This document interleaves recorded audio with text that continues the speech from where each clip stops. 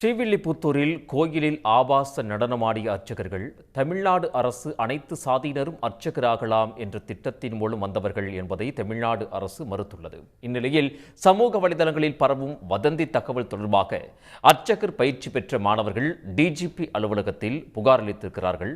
கூடுதல் விவரங்களை வழங்குவதற்காக செய்தியாளர் கிருஷ்ணா இணைகிறார். கிருஷ்ணா, விவரங்கள். நிச்சயமாக அனைத்து பிரிவினரும் அர்ச்சகராகலாம் என்ற பிரிவின் கீழ் தமிழ்நாடு அரசு அர்ச்சகர் பயிற்சி பள்ளிகளில் பலரையும் அர்ச்சகராக பயிற்சி எடுத்து பல கோயில்களில் பணி நியமனம் செய்து வருகிறது. இந்நிலையில் சமூக வலைதளத்தில் ஸ்ரீவில்லிபுத்தூரைச் சேர்ந்த அர்ச்சகர்கள் 3 பேர் மது அருந்துவிட்டு குத்தாட்டம் போடுவதும், அதே நேரத்தில் கோயில்களில் விபூதியை பயன்படுத்தி பெண்களிடம் அட்டகாசம் செய்வதுமான வீடியோக்கள் வெளியானது. இந்த வீடியோ தொடர்பாக வழக்கு பதிவு செய்து அந்த மாவட்ட போலீசார் விசாரணை என்பதை நடத்தி வருகிறார்கள்.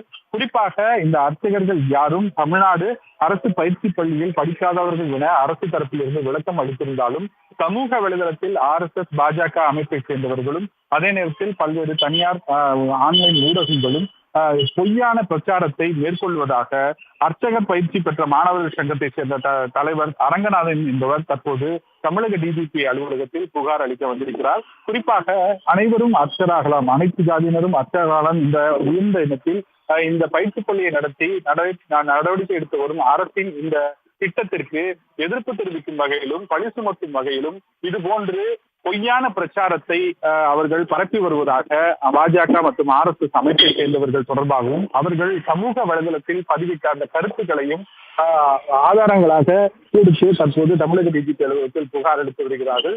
குறிப்பாக இந்த விவகாரத்தில் தொடர்புடைய 3 பேர், அதாவது கோமதி விநாயகம் மற்றும் வினோத் கணேசன் ஆகிய 3 அர்ச்சகர்களும் இந்த கோயிலில் ஏற்கனவே அதாவது முறையாக வேத பாடசாலையில் படித்து வந்தவர்கள் எனவும் தமிழ்நாடு அரசு பயிற்சியில் படிக்கவில்லை எனவும் அவர்கள் குறிப்பிட்டிருக்கிறார்கள். குறிப்பாக தூத்துக்குடி ஸ்ரீ ஆளாள சுந்தர வேத சிவாகம வித்யாலயத்தில் தான் இவர்கள் படித்திருக்கிறார்கள் எனவும், செல்வம் பட்டர் என்பவர் மூலமாகத்தான் இவர்கள் முறையாக அதன் மூலம் இவர்கள் இந்த பணிக்கு சேர்ந்திருக்கிறார்கள் என்று தெரிய வந்திருக்கிறது.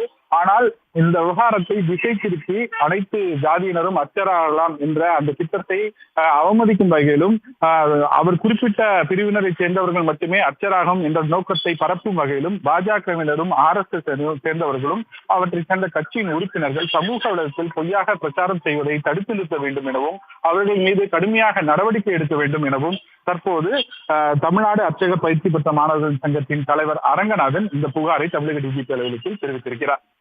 உடனுக்குடன் செய்திகளை தெரிந்து கொள்ள சன் நியூஸ் பெல் ஐகானை கிளிக் பண்ணுங்க.